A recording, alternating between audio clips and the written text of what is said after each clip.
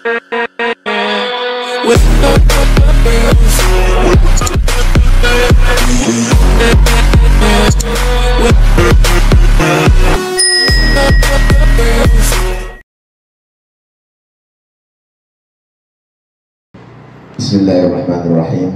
Assalamualaikum warahmatullahi wabarakatuh.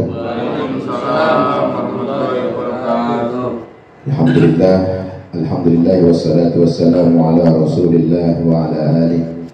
Allahumma salli wa sallim wa barik ala sayyidina wa habibina wa syafi'ina wa qurrata a'yunina maulana Muhammadin wa ala alihi wa sahbihi wa man tabi'ahum bi ihsan ila yaumiddin. Subhanaka la ilma lana illa ma 'allamtana innaka antal alimul hakim. Rabbi shrah li sadri wa yassir li amri wa hlul 'uqdatam min lisani yafqahu qawli. Amin.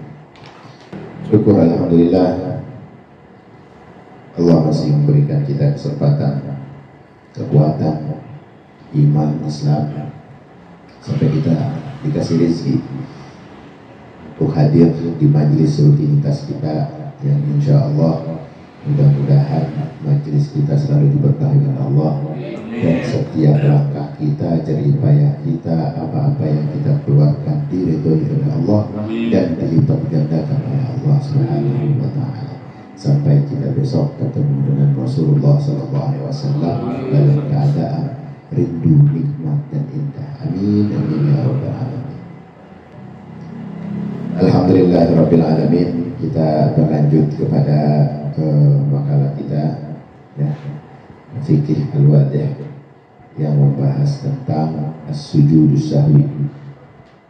Sujud sahwi ini itu sujud yang diakibatkan oleh lupanya kita dalam sholat, ya, entah itu lupa fardu atau lupa sunnah abad. Nah, ini kita disuruh untuk sujud sahwi. Dari itu perlu dibahas bahwa kesederhanaan dalam ibadah itu tidak melulu merupakan kelemahan kita sebagai manusia. Ya, kalau dianggap sederhana 4 rakaat, tapi kan kita manusia juga, kita itu bisa lupa. Jadi ketika seorang lupa atau ragu dalam bilangan rakaat sholat, misalnya, ya, kita habis takbir, saking buru-burunya kita lupa itu, ini sholat tadi niatnya niat apaan, sholat apaan gitu.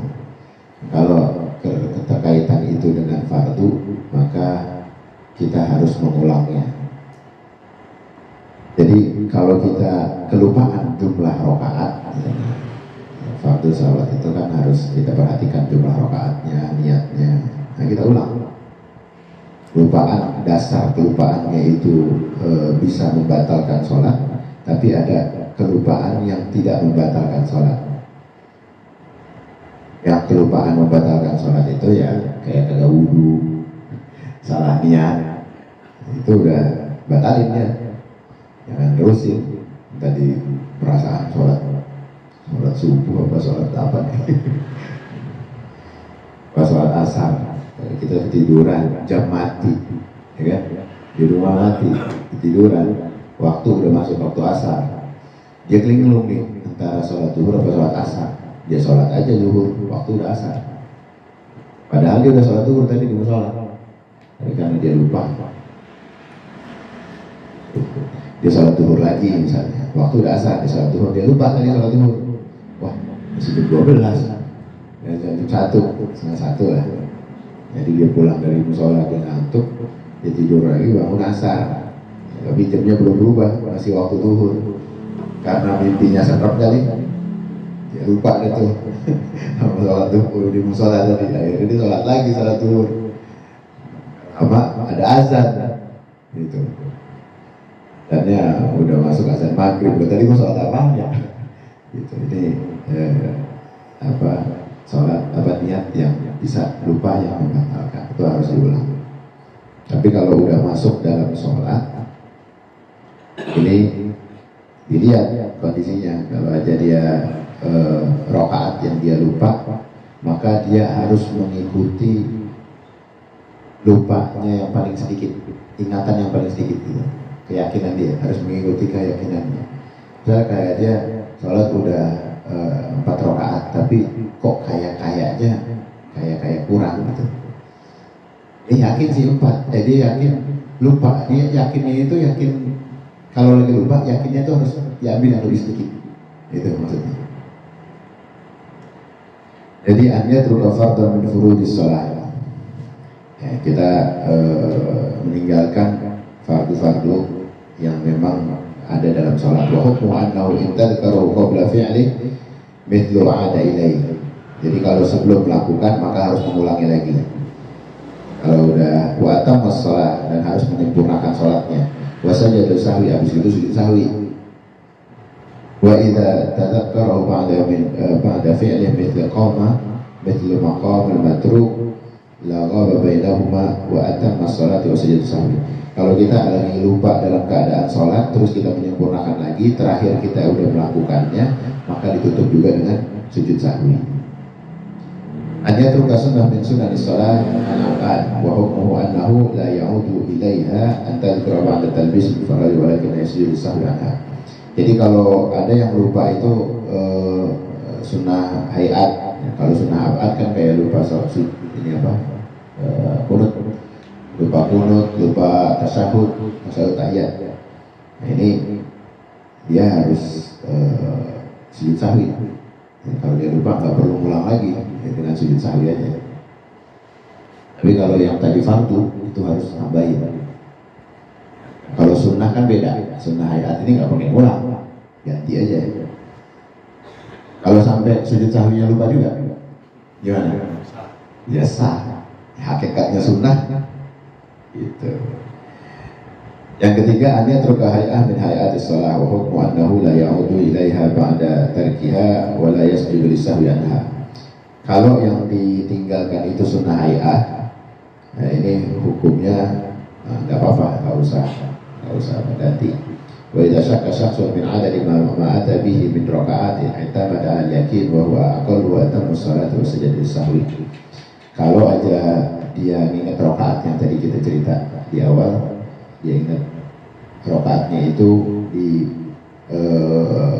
kedua, ya. Rakaatnya ini ke pertama apa kedua linglung. Orang linglung kan kita nggak bisa prediksi. Nah ini harus ngikutin yang paling dikit, karena keyakinan yang menipu itu kadang-kadang nggak menutupi kekurangan yang kita yakini. Jadi kita gue yakin 4 sih, padahal dirinya ragu. Tapi keyakinan yang menipu. Itu temennya nanya, ngomong, iya lu udah 4, nggak usah nambahin lagi. Padahal dia tahu itu tuh keraguan. Maka harus jangan tergoda dengan dirinya teman atau orang. Gitu. Kalau emang kurang langsung bangun, nggak usah terus dialog. Ngapain ya? Terus itu kemana ya? Habis itu baru ganti kagak. Jadi jangan terlalu ada jeda ketika memang kurang. Ini yang harus difahami. Sungguhnya Rasulullah SAW juga pernah mengalami lupa. Innama ana bashar, kata Rasulullah dalam sabdanya, innama ana basharun mithlukum ansa kama tansa fa idza nasiya ahadukum falyasjud sajdatain. Sungguhnya aku hanyalah manusia yang bisa juga lupa seperti kalian. Aku lupa seperti halnya kalian lupa. Bila mana salah satu dari kalian lupa dalam hitungan sholat atau dalam hal-hal itu yang berkaitan, maka hendaklah sujud 2 kali. Nah, model sujudnya itu udah paham? Udah sering dipahami? Ya, karena memang jarang-jarang dilakonin sujud sahwi. Banyak yang kagak ngerti. Jadi model sujudnya itu setelah salam setelah tahiyat jangan salam, sujud tuh 2 kali. Nah diriwayatkan di dalam sini tidak diriwayatkan bacaan-bacaannya, ya. Tapi ulama memandang daripada diem, ya.